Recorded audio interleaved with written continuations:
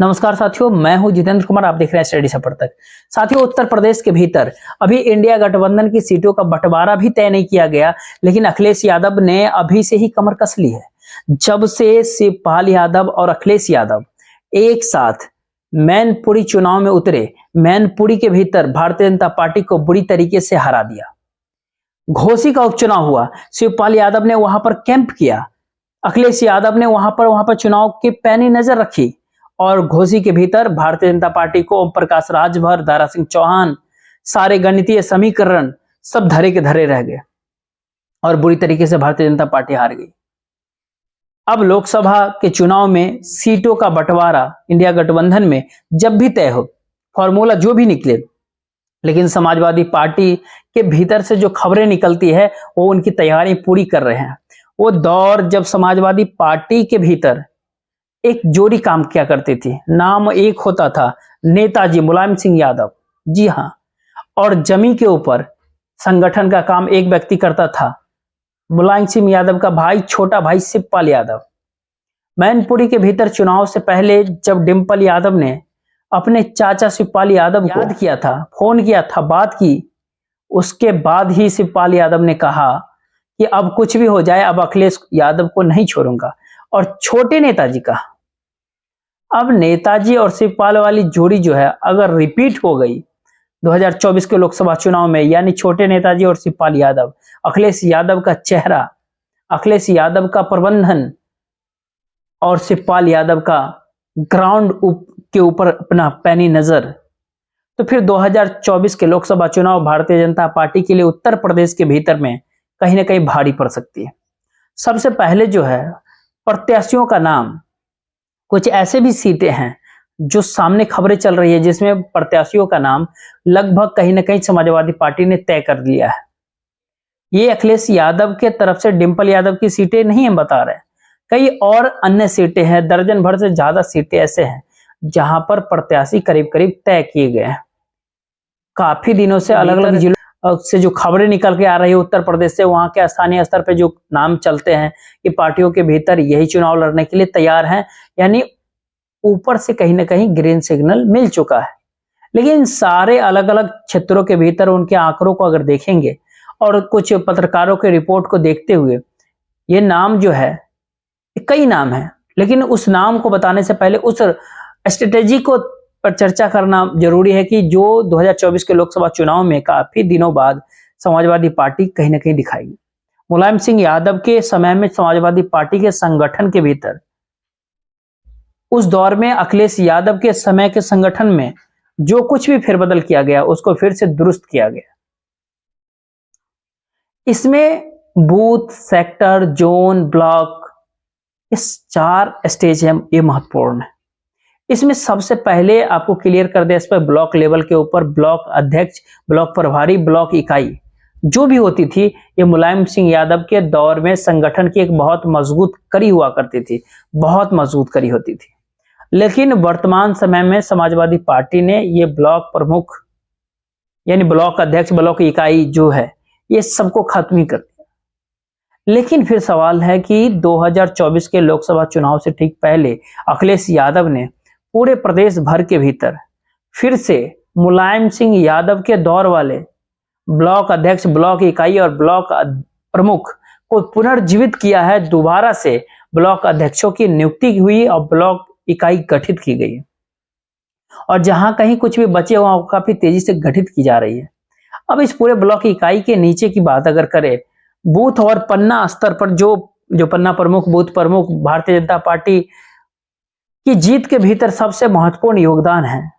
हालांकि सवाल तो तमाम मशीन, ईवीएम मशीन वगैरह वगैरह, प्रशासन अधिकारी, ईडी, सीबीआई, दुनिया भर के आरोप लगते रहते हैं, लेकिन इसके बावजूद भी सामान्य रूप से राजनीतिक आका और विश्लेषक जो आकलन किया करते हैं, जो खबरें चलते हैं कि वो पन्ना प्रमुख, बूथ प्रमुख वही जिताते हैं बीजेपी को, यानी भारतीय जनता पार्टी को। उसके जवाब में बूथ स्तर पे अखिलेश यादव और शिवपाल यादव ने 10-10 प्रभावी लोगों को चुनने का निर्णय लिया है। ये 10 के 10 एक कहीं ना कहीं एक सॉफ्टवेयर में इनका एक डाटा इकट्ठा किया जाएगा जो लखनऊ वाले समाजवादी पार्टी के मुख्यालय के भीतर होगा। ये डाटा, ये आंकड़ा, और इसलिए ये सारे एकत्र होंगे कि कभी भी कोई भी सूचना अगर इन तक पहुंचानी हो तो एक क्लिक में, सिंगल बटन दाबने पे हर बूथ के 10 आदमी, हर बूथ के 10 आदमी, कुल प्रदेश का अगर आकलन कर लीजिए, उन सब ये सूचनाएं पहुंचाई जा सके, वो संदेश अखिलेश यादव तक पहुंचाया जा सके। ये 10 जो चुने जाएंगे बूथ स्तर पे, इन 10 के चयन में पीडीएफ फॉर्मूला बहुत महत्वपूर्ण है। पिछड़ा, दलित, अल्पसंख्यक, लेकिन ये जो है चेंज भी होगा। ये पिछड़ा, दलित, अल्पसंख्यक भी होगा, और पिछड़ा, दलित और अग्रह भी होगा। अब यहां पर सवाल ये होता है कि इन तीनों वर्गों से, तीनों समुदाय से जो प्रभावशाली समुदाय में समाज में अपना असर रखने वाले लोग हैं, कहीं से भी समाजवादी पृष्ठभूमि या विचारधारा से वो अगर जुड़े हुए हैं तो सोने पे सुहागा हो जाएगा। तो ऐसे 10 लोगों को चिन्हित करके समाजवादी पार्टी उनको जोड़ने का काम करने वाली है, जो समाज में अपना प्रभाव रखते हैं, जो 200-100 वोट कन्वर्ट करवा सके, ऐसे प्रभावशाली लोगों को एकत्र करेंगे। जहां पर जिन बूथों के ऊपर, इसके भीतर भी एक फ्लेक्सिबिलिटी है, चबरन दस्त को ठूसना नहीं है, पकड़ना नहीं है। अगर किसी बूथ के ऊपर जो है किसी एक ही जाति का प्रभाव होता है तो उसी जाति के 10 प्रभावशाली चेहरों को ढूंढ लिया जाए, उसी जाति के 10 लोग को इकट्ठा किया जाए जो उस बूथ पे काम करेंगे। इस तरह के प्लान तैयार किए हैं। इस पूरे फ्लेक्सिबिलिटी के साथ साथ इस बूथ स्तर पर कि इनकी टीम तैयार की जाएगी समाजवादी पार्टी की ओर से, और इन बूथ की टीम जो है सीधे लखनऊ के समाजवादी पार्टी के मुख्यालय यानी दफ्तर में से जुड़ी रहेगी। और ये बूथ के ऊपर जो है एक सेक्टर होगा और सेक्टर प्रमुख होगा। 10 से 12 बूथ मिला करके एक सेक्टर बन जाएगा और पूरे सेक्टर वाला वो बूथ की निगरानी रखेगी। इस तरीके से पूरा पिरामिड बनाई जा रहा है और 8 के आसपास, करीब 8-9 के आसपास सेक्टर के ऊपर एक जोन बनाया जाएगा। ये जोन भी नया होगा। पहले बूथ और सेक्टर हुआ करते थे, लेकिन ये बूथ और सेक्टर की निगरानी रखने के लिए, प्रॉपर इस पे ध्यान रखने के लिए, नजर बनाए रखने के लिए जोन भी तैयार किया जाएगा, और वो 10 से 12 बूथ के ऊपर एक सेक्टर और 8 से 10 सेक्टर के ऊपर एक जोन। और इन सारे प्रक्रियाओं के भीतर समाजवादी पार्टी के फ्रंटल संगठनों के हवाले कर दिया गया कि ग्राउंड के ऊपर जाकर के, धरातल पे जाकर के वो सारा कुछ डाटा निकाल करके लाए। इतना ही नहीं, इनके महत्व को भी समझने के लिए इस समय जो है अखिलेश यादव लगातार जो है उत्तर प्रदेश के भीतर अलग अलग लोकसभा के क्षेत्रों के नेताओं को बुला करके उनके साथ वार्तालाप करते हैं। उनके वहां के पूर्व सांसद, पूर्व विधायक, वर्तमान विधायक, उन सबको बुलाते हैं और उनके साथ बैठते हैं। इस पूरे मीटिंग के दौरान, इस पूरे बातचीत के दौरान जो सेक्टर, जोन और बूथ की बात है, उनके जो प्रमुख है उनको भी बुलाया जाता है, और इनके साथ सेक्टर और जोन प्रमुखों के साथ जो है अकेले में अखिलेश यादव जो है उस क्षेत्र का पूरा फीडबैक लेते हैं। ऐसे खबरें चल रही है, और इस सारे फीडबैक के बाद जो है उस क्षेत्र के भीतर प्रत्याशी, समाजवादी पार्टी के प्रत्याशी कौन होगा इसका निर्णय करना, और यही पूरे फीडबैक जो है, यही फीडबैक सीट शेयरिंग में इसलिए भी होगी कि, और ये बताना, ये फीडबैक जो ये सीट शेयरिंग के भीतर भी काफी महत्वपूर्ण भूमिका अदा करने वाली है, क्योंकि यहां से जो है किस सीट के ऊपर समाजवादी पार्टी के स्थिति कितनी अच्छी कौन सीट पे है या अन्य पार्टियों के मुकाबले, क्योंकि सेक्टर और जोन वाला इस इलाके के भीतर बताएगा कि इस गठबंधन का साझेदार जो है वहां पर कितना बड़ा स्टेक होल्डर होगा, उसके समर्थक उसके मतदाता है या फिर नहीं है, अगर है तो फिर कौन सा वर्ग होता है। तो पूरे गठबंधन सहयोगियों के साथ भी सीट शेयरिंग के भीतर ये जो वार्ता, मीटिंगों का जो दौर होता है, ये काफी महत्वपूर्ण होगा। पार्टी प्रमुख अखिलेश यादव ने ये सारा इशारा तक भी कर दिया कि अलग अलग लोकसभा क्षेत्रों के भीतर प्रत्याशी कौन होगा, उसको ग्रीन सिग्नल दिया जा चुका है और वो तैयारी में जुट चुके हैं। सवाल ये होता है कि प्रत्याशियों का ऐलान कब किया जाएगा। तो उन्होंने इशारा कर दिया था कि जिनको चुनाव मैदान में लौटना है वो अपने काम में लग चुके हैं, लेकिन सवाल वही कि जो अलग अलग क्षेत्रों के भीतर जो व्यक्तिगत रूप से जो वहां के तमाम संवाददाताओं खबरों में जो निकल करके आती है समाजवादी पार्टी, और कुछ भी काफी सारी खबरें आती है, उस खबर के पड़ताल करने के बाद जो पता चलता है जो कौन सीट पे कौन लड़ेंगे, ये जो खबरें चलती है, ये सबसे पहले उसमें पार्टी के प्रमुख अखिलेश यादव जो होते हैं, अखिलेश यादव खुद भी कन्नौज से चुनाव लड़ने का इशारा कर रहे हैं। शिवपाल सिंह यादव भी, उनके चाचा ने कन्नौज से चुनाव लड़ने का अखिलेश यादव को इशारा कर दिया, संकेत दिया है। अखिलेश यादव खुद कन्नौज के भीतर जा रहे हैं, लगातार पहुंच रहे हैं, वहां प्रेस कॉन्फ्रेंस कर रहे हैं, लोगों से वार्ता कर रहे हैं, और सुब्रत पाठक की बौखलाहट भी इशारा कर रही है। यानी फिर कन्नौज से अखिलेश यादव का चुनाव लड़ना कहीं ना कहीं लोकसभा का तय होता है। मैनपुरी से डिंपल यादव उपचुनाव जीत करके आई है, फिर चुनाव वहीं से लड़ेगी। महत्वपूर्ण सीट आजमगढ़ होती है, जो समाजवादी पार्टी का गढ़ माना जाता है, जो उपचुनाव में भारतीय जनता पार्टी ने सपा से छीन लिया था, और वह भी बसपा के प्रत्याशी के सहारे ही।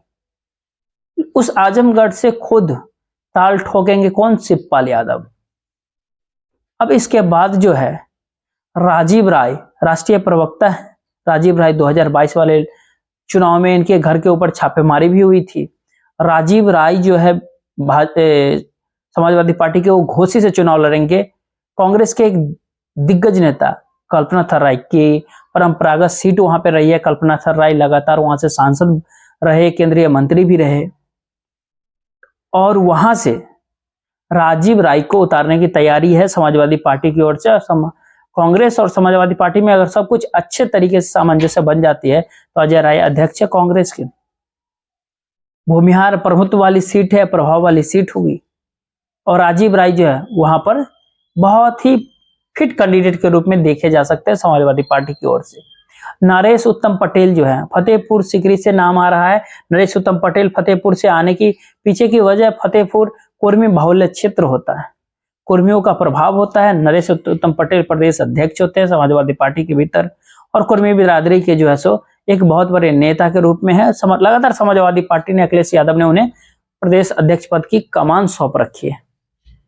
इसके बाद जो है फर्रुखाबाद से नवल किशोर साख, फर्रुखाबाद से नवल किशोर, मुकेश राजपूत के सामने धर्मेंद्र यादव बदायूं से। उसके बाद जो है सो अखिलेश यादव परिवार से उनके भाई अक्षय यादव, प्रोफेसर राम गोपाल के पुत्र फिरोजाबाद से। इसके बाद जो है अंबेडकर नगर से लालजी वर्मा, और कभी काशीराम के सहयोगी रहे, मायावती के प्रमुख सिपा सलार भी रहे लालजी वर्मा। अब समाजवादी पार्टी में हैं, और अंबेडकर नगर से वो लालजी वर्मा, अवधेश प्रसाद का नाम जो होता है वो दलित नेता होते हैं, ये फैजाबाद से लड़ेंगे। अब इंद्रजीत सरोज एक होते हैं, ये कांसीराम के मिशन के साथ ही इंद्रजीत सरोज दलितों के जो है बहुत बड़े प्रभावी नेता हैं। बीएसपी के काडर के एक मजबूत स्तंभ भी रहे हैं, समाजवादी पार्टी से हैं। विधानसभा चुनाव में कौशाम्बी में इंद्रजीत सरोज ने बड़ी जीत दिलवाई है समाजवादी पार्टी को। लोकसभा चुनाव के भीतर अखिलेश यादव जो है कौशाम्बी से इंद्रजीत सरोज को मैदान में उतार करके कौशाम्बी के भीतर बहुत बड़ा नतीजा लाने की उम्मीद करते हैं। ये उन्नाव से अनु टंडन होते हैं, अनु टंडन उन्नाव से होते हैं, कांग्रेस के सांसद भी रह चुकी है, अब समाजवादी पार्टी के भीतर है। उन्नाव से उनका नाम मजबूत स्थिति में कहीं न कहीं देखा जाता है। इसके बाद बस्ती जो है, बस्ती के भीतर रामप्रसाद चौधरी का नाम आ रहा है लगातार। वहां से हरीश द्विवेदी 2014, 2015, 2019, 2014, 2019 में सांसद बने हैं। रामप्रसाद चौधरी जो है विधायक से लेकर के सांसद, मतलब ये भी कह सकते हैं कि बस्ती, संत कबीर नगर से सिद्धार्थनगर, इन 3-4 जिलों के भीतर कुर्मियों के सबसे बड़े नेता है रामप्रसाद चौधरी। तो रामप्रसाद चौधरी जिस पार्टी के भीतर रहे, 3-4 जिलों का जो है कुर्मी मतदाता उसी पार्टी का होकर के रह गया, और आज के दौर में भी रामप्रसाद चौधरी का वो प्रभाव कायम है। तो देखिए समाजवादी पार्टी का इस तरह का एक पूरी रणनीति बन रही है, आगे क्या होता है देखते रहिए। जय हिंद।